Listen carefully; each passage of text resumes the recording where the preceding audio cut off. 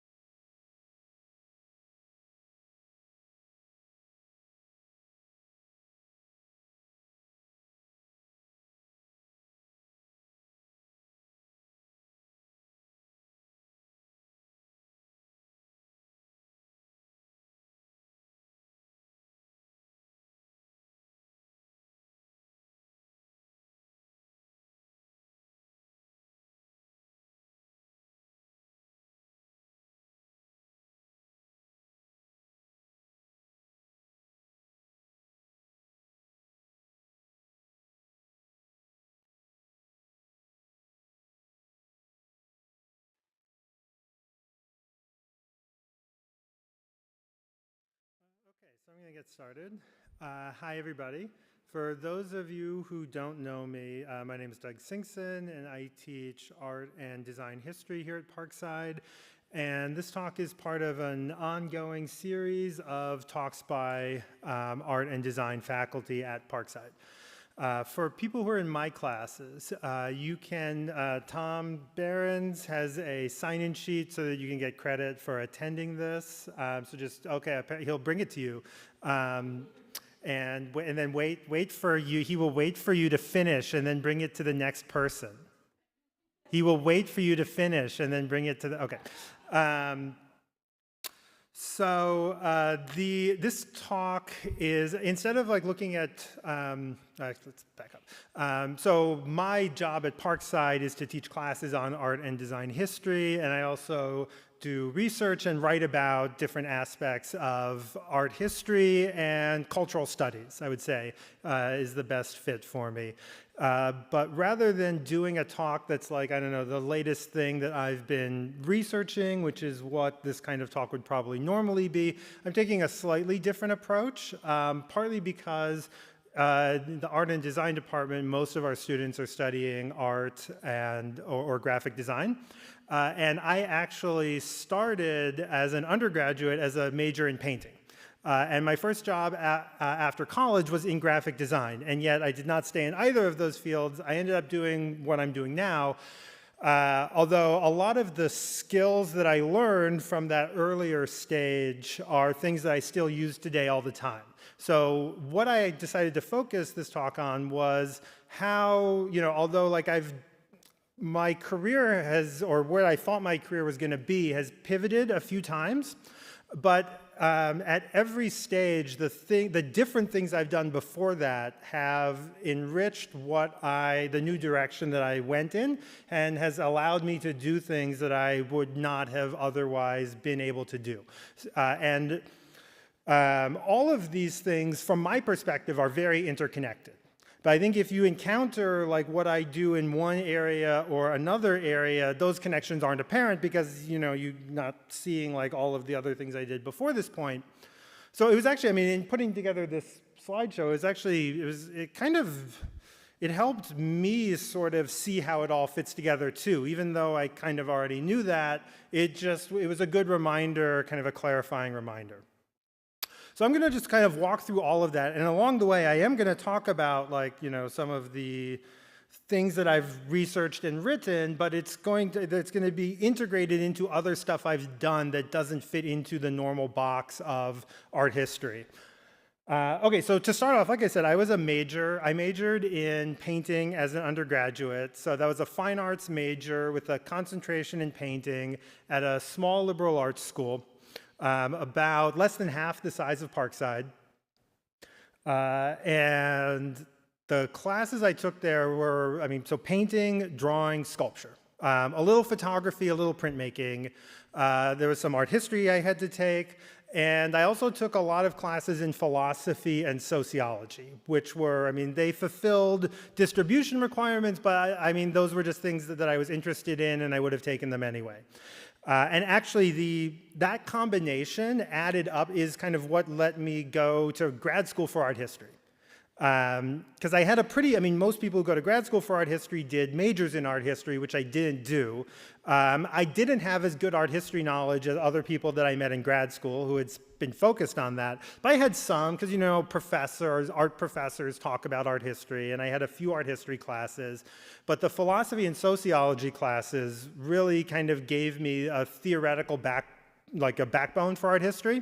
So even though I didn't know who the major art historians were, art history draws a lot on philosophy and social theory. So, I actually knew more about, let's say, like composition or visual analysis than most of the art history grad students, because when you're an art major, you're doing that all the time on your own work, your peers' work, looking at other people's work. So, whereas like art historians do think about that, but there's way more, the history side is much stronger for art history. So I was taking those classes, but I was also, I was studying painting, sculpture, drawing, and these are some examples of my student work, of figurative work.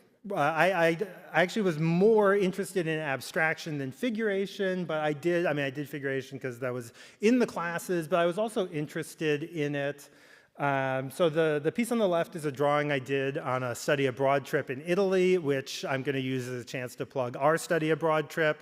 It was just an amazing, enriching experience to just be, to be anywhere outside the US is a very enriching experience. And Italy there's a storied artistic tradition, so it's an especially great place for somebody interested in art or architecture.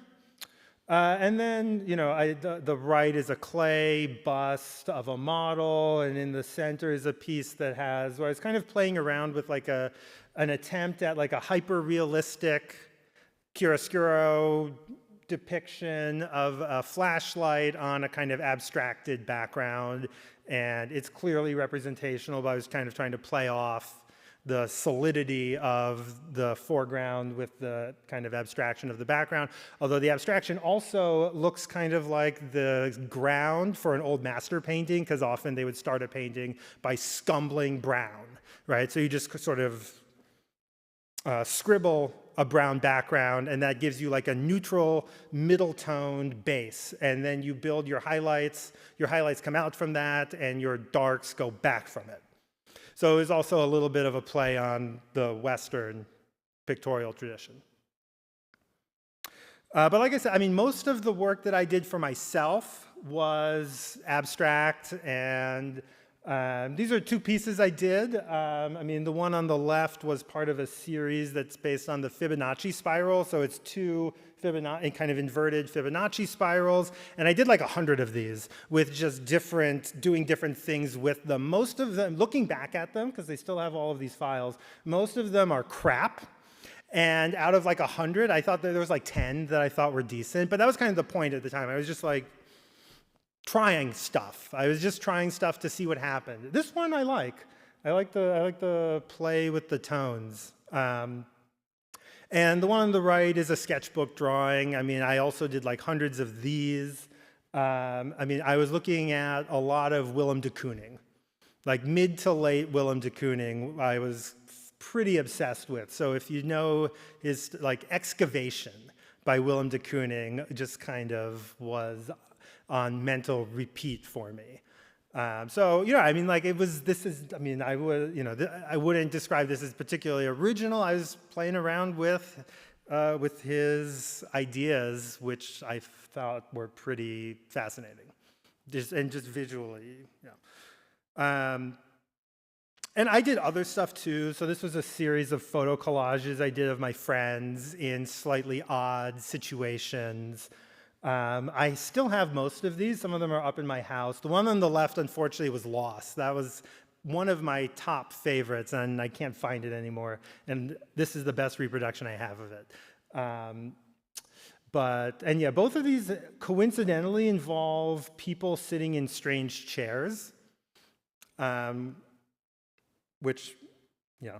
So okay, so I majored in painting as an undergrad. I also, like my senior year at some point, I did an independent study in digital art and more or less taught myself Photoshop with a little, and I had been the layout editor for my high school newspaper.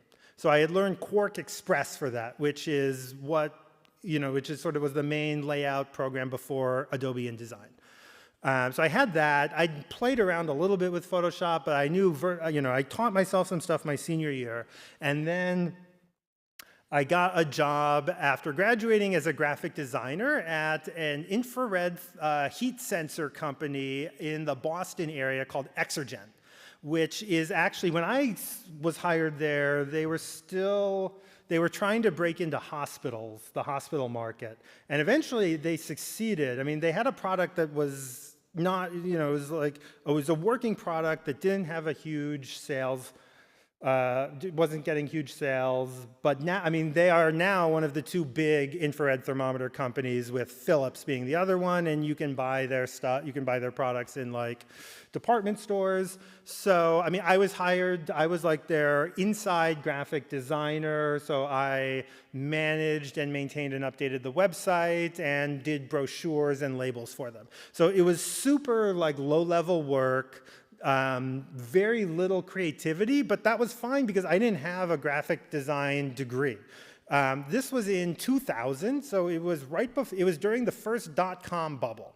And at that point, that was all it took to get a graphic design job. If you could operate Photoshop and Quark Express, you could get hired as a graphic designer.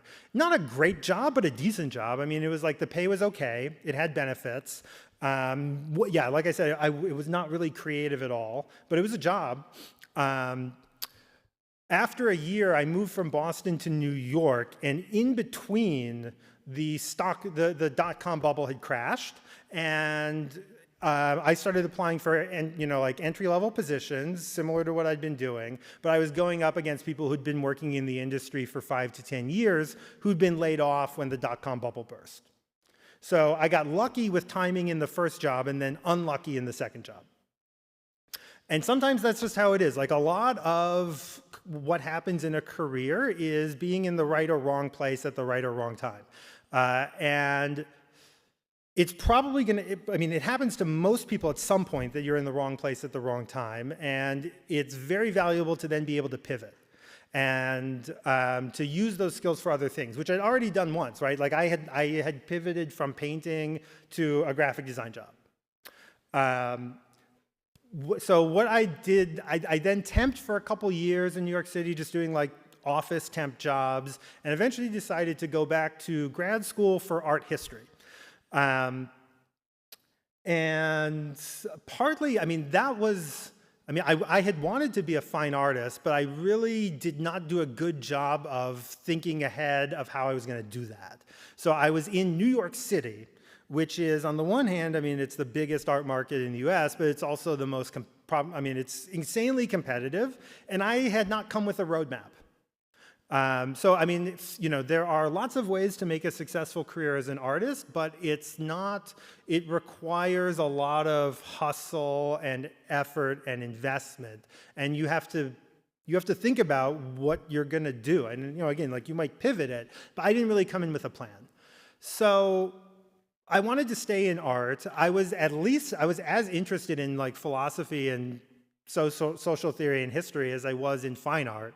And I felt like I understood the pathway to that art history would offer better. So I ended up doing that and went to grad school. Oh, but so I was doing, I did this kind of stuff for a year for a day job. I was also doing like freelance graphic design, which again, I mean, like I think sometimes I was scratching the edge of decent design work. So like the SST logo is something I did for a friend who was starting a company with some of his friends, and I still kind of like that. The one on the right, I did not design that. The logo, that's not my logo. That was a stationary layout project, which is super simple and probably something that people would do themselves today. I feel like there's got to be easier ways of doing this than hiring someone. But they hired me to do that. So it was like a small job, but I was getting like little jobs like this before going back to grad school. Oh yeah, and I was also kind of continuing to like make stuff. So the left is a digital artwork that I made that I took state outlines and overlaid them on top of each other, and then added in some, and then like just used some Photoshop filters and overlap stuff and cut stuff and drew stuff and just kind of collage stuff digitally. And on the right is something I did in Illustrator, that was during the Iraq War. So it's kind of about terrorism and the quote, global war on terror, and how America was presenting itself on the world stage and the actions it was taking, which I was not a fan of, and started attending some protests against the war in New York City at this time, including protesting like the 2004 Republican National Convention, which was held in New York, where like 100,000 people protested and like thousands of people got arrested. And yeah. Now, so now I'm in grad school. I'm studying art history. I'm studying modern and contemporary art. One of the first pieces I got to write was a little text in the catalog on the right, which what was the name of it? It was called. I can't tell, and their fancy typography doesn't let me see the whole title on that. Wonderground, that was the name for it. So, and this looped back to a very influential experience I'd had, which was as a 18 and 19-year-old going to a music venue called Fort Thunder in Providence, Rhode Island, which is where I'm from, originally from Providence, Rhode Island. And Fort Thunder was a loft where a bunch of RISD, I think they had graduated by the time I was going there, graduates from the Rhode Island School of Design, lived and did stuff. And some of them include like Matt Brinkman and what's his name, Chippendale. Anybody know who I'm talking about? They were in Forcefield. They went on to start the Forcefield group, which was like a performance music comic group. So they made, and so this is a picture of their loft, and what they would hold music shows there. And I didn't go that. I did not go that many times. I went a few times with my friends, and they were amazing. And it was an experience I remembered the rest of my life and I would still say is one of like the best. The most enjoyable things I've done, and in retrospect, I wish I'd gone more often. This was in like an old mostly abandoned industrial warehouse where they rented out some space and created artist lofts and then had like music shows there. And it was kind of like stuff in between, it was between like Sonic Youth and death metal. Although I did also see Neutral Milk Hotel there for any 90s alt-rock folks. But so the public spaces, and I think like their rooms too, were just plastered floor to ceiling with found objects and art that they made. They also made these crazy kind of psychedelic comics, which they also, and posters in that style that advertised the shows. So like 20 years, so that was in like the late 90s. About 15 years later, RISD Museum, which the museum of the school that they had graduated from, did a show about Fort Thunder and other bands in the Providence loft scene. And I ended up writing just like a page about my memory of it, which I wasn't the only one doing this. They got like 20 or 30 people to just write reminiscences of it, and I had like some connections to the museum who knew that I'd been involved in this, so they asked if I wanted to write one. So that was cool. But this idea of this like immersive environment of kind of chaoticness was something that became an important idea to me, and actually I'm gonna And at the time, I related this to a construction by the Dadaist artist Kurt Schwitters, who was active in the 1910s and 20s, and one of his projects was that he completely reconstructed the interior of his house as though it were like a three-dimensional cubist-type construction. And he put like found objects in it, although you don't really see the found objects here, but like he lived here. This was just his house. And tragically, it was bombed in World War II and no longer exists. But this was one of my favorite artworks at the time, and Fort Thunder reminded me of that in a good way. Okay, so I moved to New York. I start going to grad school. And I end up renting a loft with a few of my friends, and this is where the carpentry part comes in. So this, we did what a lot of people did. We rented a former warehouse space that had been subdivided into apartment units. It was about 1,200 square feet, and then we built it out. Like the only thing in the apartment at this time, there was a bathroom and a kitchen range. And everything else was open, and so that's, on the top left is what it looked like, that's us like looking at the place before we rent it. Bottom left was the view out the back window, which everyone else hated, but I loved, because it looks like a Dadaist collage of like, it's like nature, and I mean, it looks like a 1970s performance art piece, you know? I mean, like, Robert Morris was not doing anything this interesting in the 1970s. So there's like piles of rubble, abandoned cars, rusting stuff, nature. I think it's beautiful. And then on the right, and then the two on the right are what we built. So we built the lofts, we built the bookcases, we got windows from a place that sold like salvage. The one on the bottom right, that was my dwelling. So the bottom was like a 5-foot tall, that was my bedroom. Ceiling was 5 feet. And then on the upper space, I had like a workspace, and I had bookshelves that were built into it. I have a painting that you can see on the right wall. And it was just, this was a far cry from Fort Thunder, but that was kind of like the inspiration for it a little bit, although we did not go nearly as far or as far out as they did. But like I was really like the idea of designing your own environment. And we had one of us had built loft stuff in college, and he had learned from one of his friend's dads who was actually a carpenter. So he kind of passed that knowledge down to us, and it's not that hard. You have to make sure that things are supported strongly enough that they don't collapse. And we knew how to route things. We used a router for the bookshelves, which made them a little nice. But other than that, it was mostly just like screws and pine board. We did drill into the metal beam on the right to use as a support, which we thought was really badass. It took fucking forever. We did not use the right kind of drill bits. We ruined so many drill bits. And it took days. Okay, so in grad school, I'm studying, I'm taking classes, I'm also starting to write, and I end up, I'd been a comics and graphics novels reader in my teens, and comic studies was kind of emerging as a new field. Very few people in art history were doing it, so I knew something about it already, and it was a field that was ripe for research, so that's what I ended up focusing on. And these are just sample screenshots from 3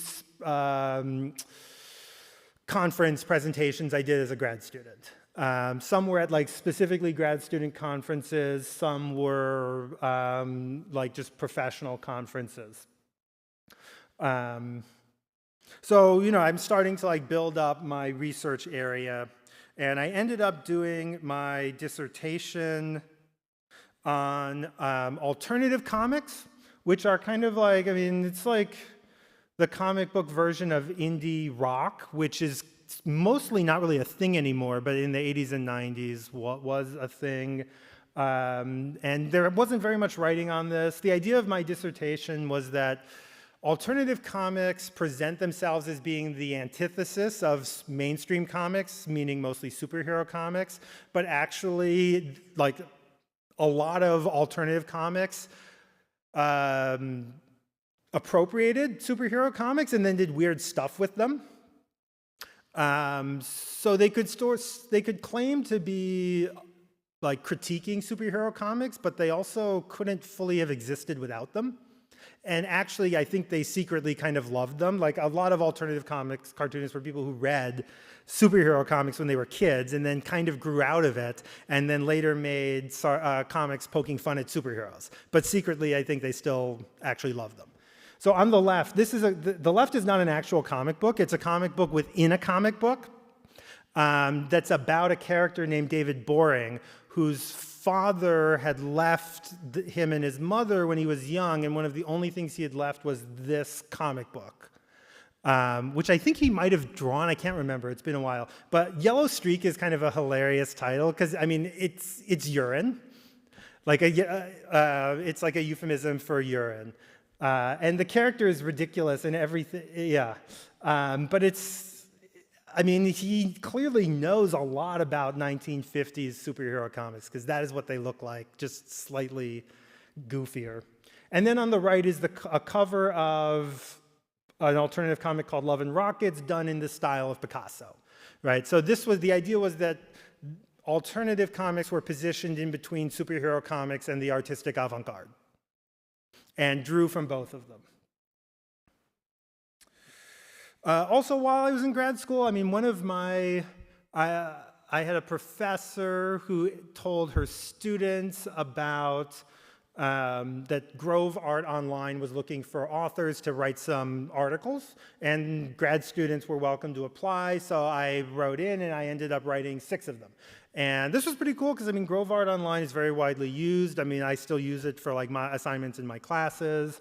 So, and you know, you can see like one of these is on popular culture and American art, which is related to comics, but the others are more, well, post-minimalism and primary structures, because I'd taken a class on minimalism with one of the leading experts on it. So, you know, this might have been I think this was my first published, oh no, Wonderground. This was my first kind of academic publication.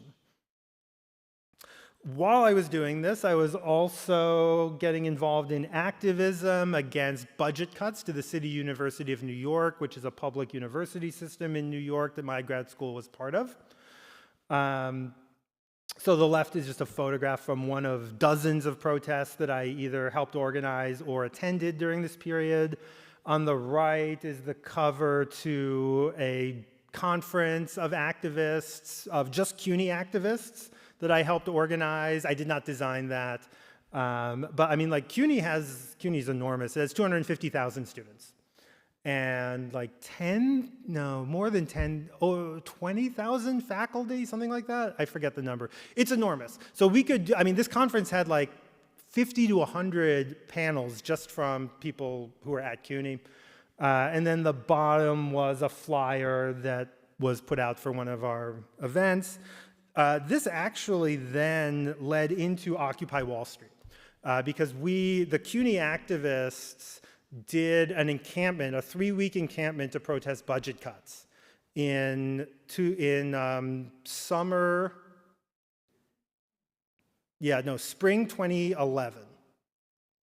And then one of our organizations actually got contacted about the initial idea for Occupy Wall Street by the Canadian magazine Adbusters, who had put out a call for Occupy Wall Street, but were not doing any planning or organizing.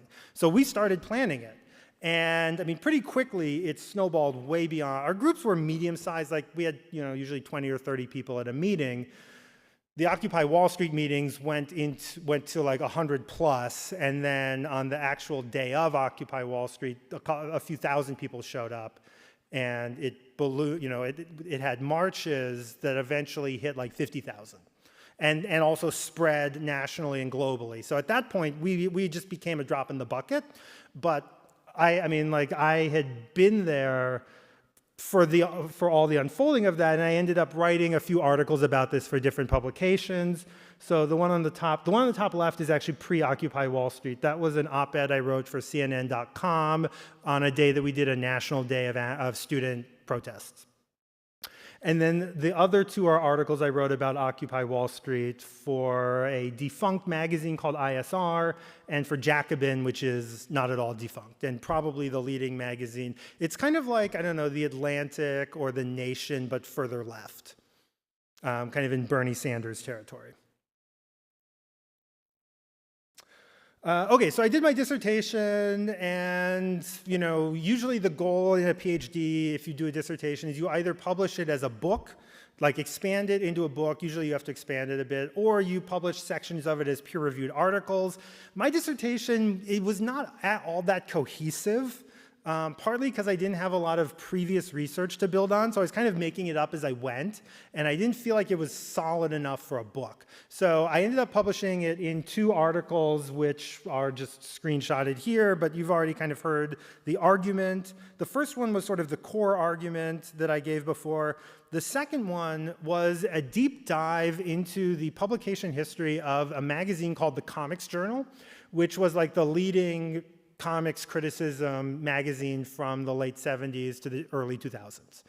And this is where spreadsheets come in, because I know you all have been asking yourself, when is he going to talk about spreadsheets and stop talking about this stupid art crap? We came for the spreadsheets. So here they are. And for this, I mean, like, I cataloged literally every single page with content on it from 30 years of this magazine. Listed in spreadsheets, so the top portion here is like a screenshot of, of part of the catalog of the whole thing. And then the bottom is where I calculated that into total aggregate numbers. And so, the goal of this was to try to quantify, and the idea here was that, like, the Comics Journal presented itself as being the premier voice of alternative comics, but I had noticed, I had started reading back issues for my dissertation, and I had noticed that they didn't really start focusing on alternative comics until very late. And they'd spent a lot of time talking about superhero comics, mostly complaining about them, but occasionally they liked them. And then other comics that were sort of kind of indie, like mainstream genres, but not Marvel or DC. So I was like, okay, this is interesting. There's this image of what this magazine is, but it doesn't actually become the reality until like 20 years in. So that was part of the dissertation, and I then published that. But it's kind of the same theme of, like, alternative comics they want to be not mainstream comics, but would never have happened without mainstream comics. All right, so I ended up with 2 peer-reviewed articles out of my dissertation. I then, I worked for a couple years as an adjunct before applying to the job at Parkside and getting hired here. And then once I was hired here, within a couple years, I met a professor in the English department named Joe Benson, who was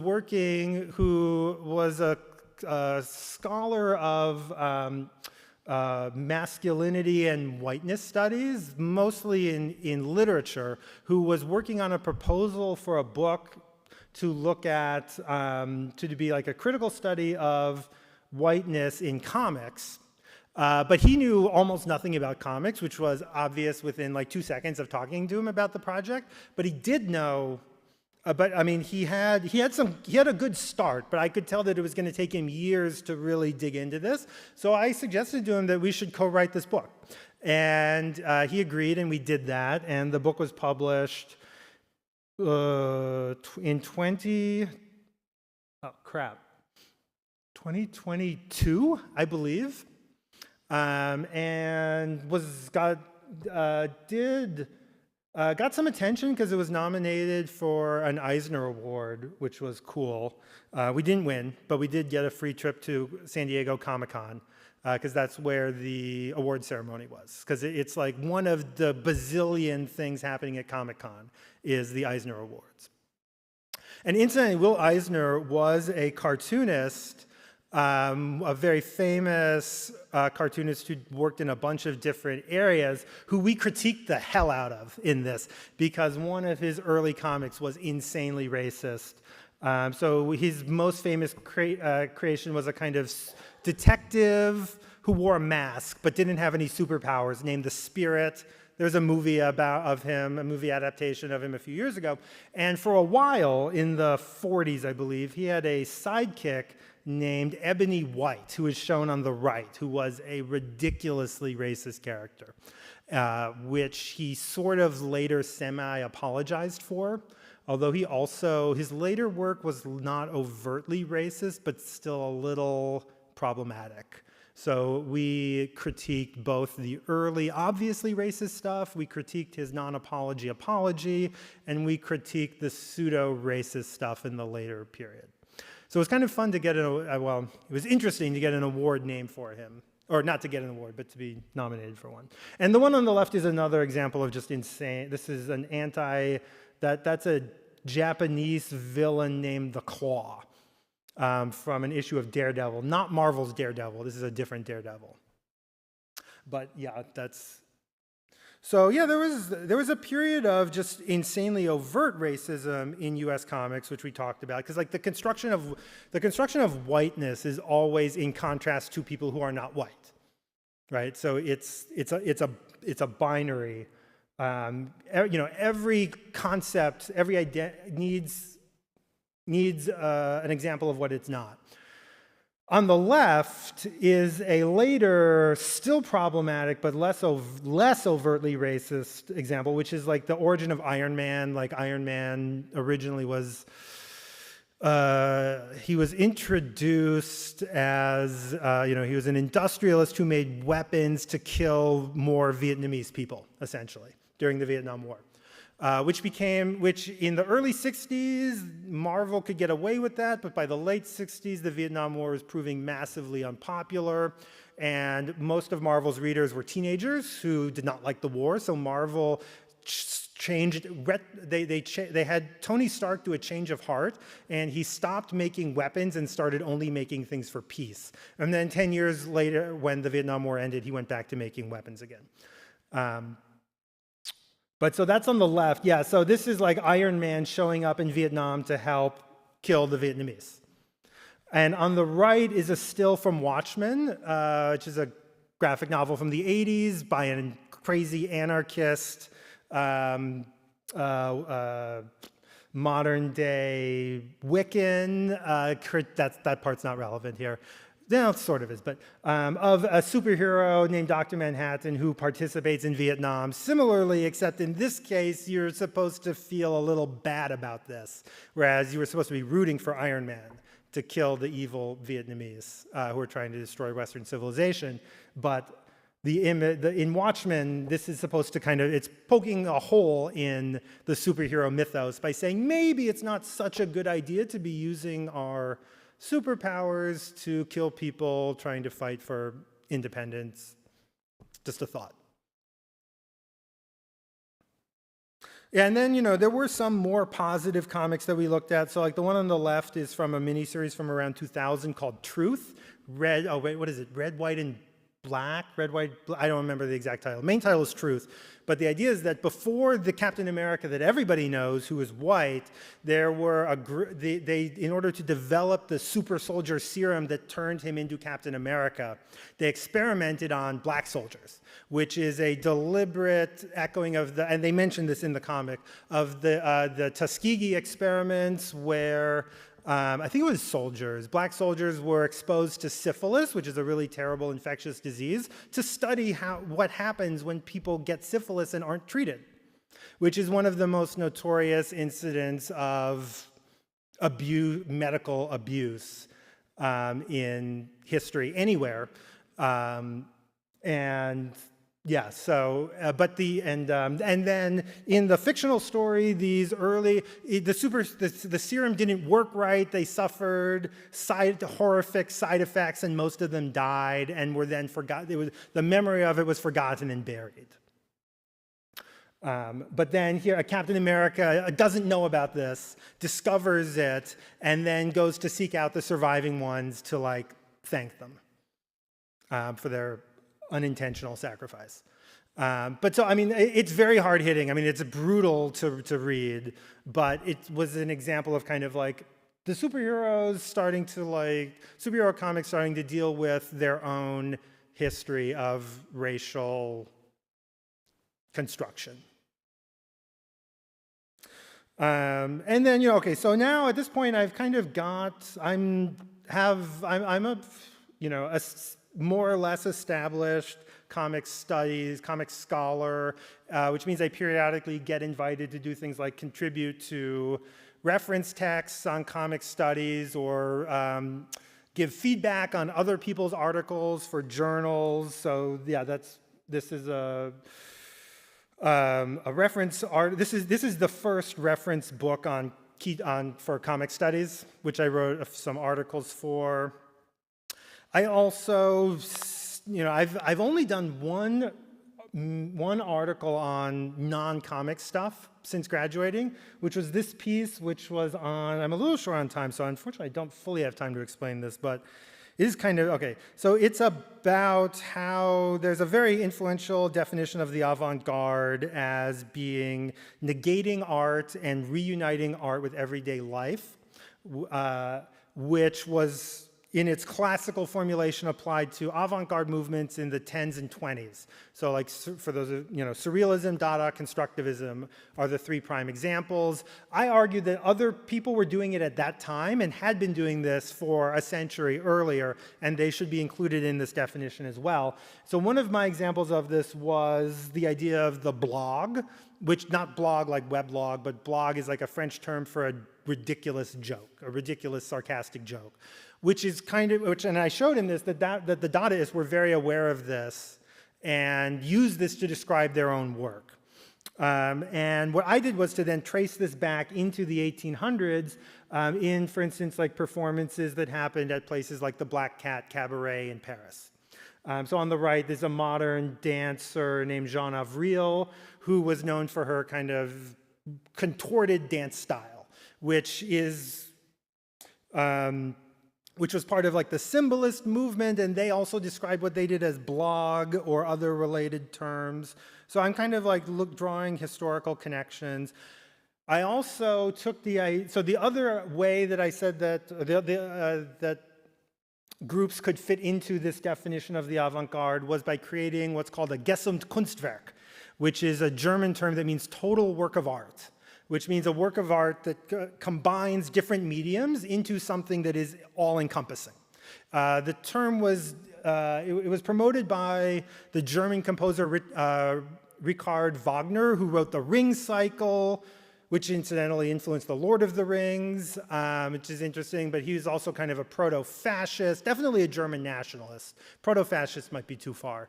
But his operas were supposed to be a combination of music, singing, dance, and art in the form of like set design. So my argument is that, is that this was one of the ways that artists reunited what they were doing, reunited art with everyday life through the creation of artistically created interiors, which could look like, and so like Dada was part of this, according to the classic definition of the avant-garde, but I argue that like arts and crafts interiors, like the one on the left, should also be seen as part of this lineage. And in the 20th century, also like the Expressionists and De Stijl artists did this as well, which this was part of my argument because this had not really been recognized before. And for me, this also goes back to Fort Thunder, which was like my personal experience of a Gesamtkunstwerk. Because it was environmental, there was music, there was other things happening there. It was just this complete and this total environment. Which also, tied in with like the, me having built a loft. I also, doing this, I kind of rekindled my interest in carpentry here. This was a tree house I built in my backyard for my then 6-year-old son, where I was pretty proud. So, like the technical skills here are very simple. There's like, it's like screws, 2x4s, and lag bolts. But I'm kind of proud of the way that the different support beams intersect. It's supposed to look kind of like a tree, and then the top is in the middle of this tree, and it's built around a tree. Like the tree goes up through the middle, because I always love houses that have those things, like those weird tree houses. And so when you're standing in it, there's leaves that are all completely surrounding you, right? So it's this kind of DIY environmental thing. And I mean, I build stuff for my house. Like the house that I bought was a fixer-upper. So like here are almost everything you see in these is stuff that I built. I mean, not the actual buildings, but like the built-in bookcases, all the shelves on the top right, and that's the thing on the bottom is a bench that connects my porch to my garage. So it's like, again, like this is not part of my work as an art or design historian, but in my head, it's connected. And I'm trying to make this house into something that sort of is like, it's got like some existing built-ins from like the 1920s or 30s, which I'm kind of trying to harmonize with like a more modernist, kind of Swedish modernism, mid-century modernism style. So it's like my art history brain is working here along with my construction brain. One project, I'm almost done here, that I've been working on for the last 7 years is a textbook of art history, which I looked at the date of this contract when I was prepping this, and it was in 2018, I signed a contract with Oxford University Press to write an art history textbook, which then kept getting delayed and delayed and delayed. And although it still theoretically is being done, I think there's like 0 chance it's actually going to happen. This is a screenshot of like, it was going to be like 500,000 words, and we had written like 150,000 words, which is the length of a normal book by itself. That's a whole book right there. I had like 2 co-authors. It started as being just me, but I added 2 co-authors later, which also delayed it. That was part of the delay, was adding co-authors, although it was necessary. But I mean, so this was a complete chapter that I was the one who wrote this, although they edited it on colonial Latin American art. This was actually the most recent version that we sent out for peer review in like last June, which apparently got good results, but the problem is financial. It's expensive to get the permissions to do an art history book. So I think if it was the cost of a normal textbook, I think they would green light it, but it's the image permissions alone would be $100,000. And I mean, the publishing industry is not doing great right now. But okay, so that project is probably dead, but what I and my other co-authors have done is we've pivoted this. So part of kind of one of the core features of this textbook, other than just the chapters, was an interactive map and art history timeline that was going to be utilized throughout the textbook. So we are now working on creating that as a freestanding product through a website that one of my co-partners founded and we've all written for, called Art History Teaching Resources. So we're putting together a grant application and talking to app developers about, to get a budget for this so that we can apply for a grant and get funding. And so this is what I've been doing just in the last few months. And here, like, my graphic design skills came back because I'm the one who did these mock-ups. Which is just, made it much simpler than trying to describe what we were trying to do, just like show them. And there's like, we have graphics with like call-outs that say what each feature does. Yeah, okay, and I'm out of time. I got to get one more spreadsheet in. Like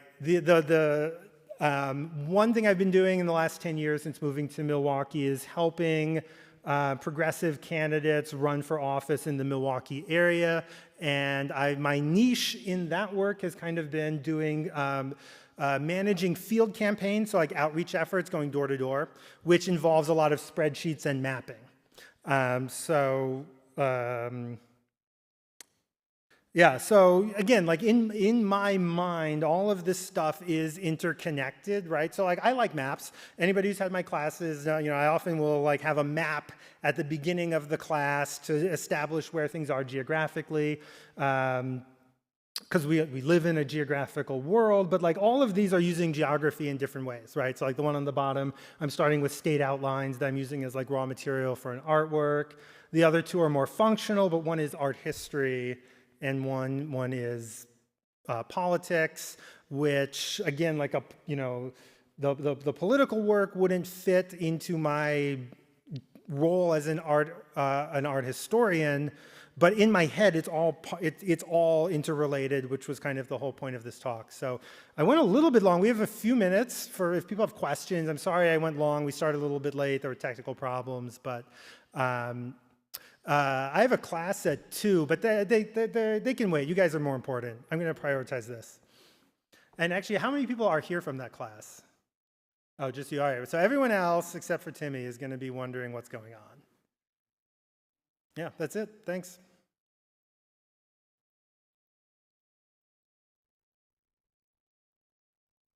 Any questions?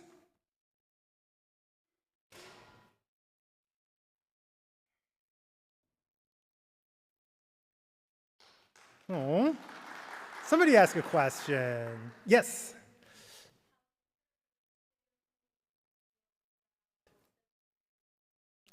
Well, actually, I mean, so my connection to the RISD Museum was my mom. She was the publications coordinator. That was like her whole career. So she worked on all of the publications. That was how I found out about it. So, and she had also, I mean, I really followed in her footsteps in a lot of ways because she'd been a painting major as an undergraduate, and then after graduating had gotten a job at RISD Museum and never left. My dad was a history major who ended up as a comptroller for a public service nonprofit, like small. But so, and that was kind of where my politics came from. He had like marched, he'd been an anti-war activist and civil rights activist in college in the 60s. So, I mean, my career is, I mean, all of the aspects of it are actually traceable back to the two of them. I almost included that in the talk, but I didn't want it to be about them. I'm my own man. I'm not a product of my environment. Although, I mean, clear, yeah. So they were supportive of it. Like, it was like, majoring in the humanities and then pivoting to something else was like what both of them had done. So, yeah.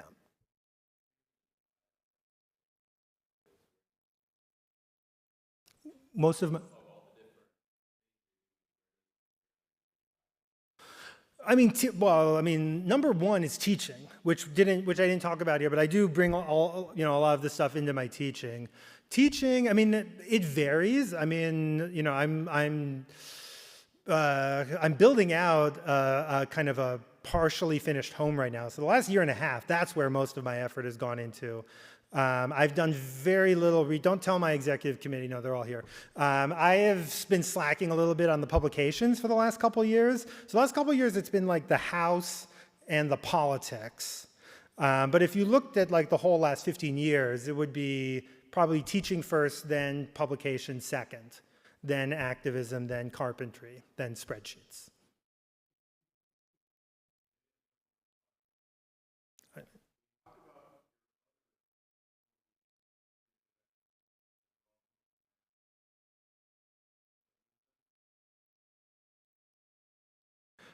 I don't know what you're talking about.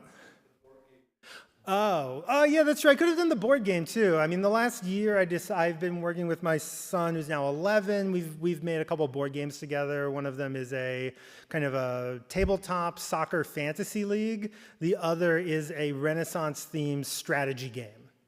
Yeah, those would have fit too. I should have done that. Why didn't I do that? Yeah. Now watch out for the Kickstarter.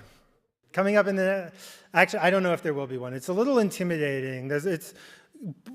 Self-launching a board game is a lot like being an artist. It's a ton of work with not with like the financial, you can't, there is a financial upside, but you really have to dedicate yourself to it. Anything else? All right, well, thank you all for being here.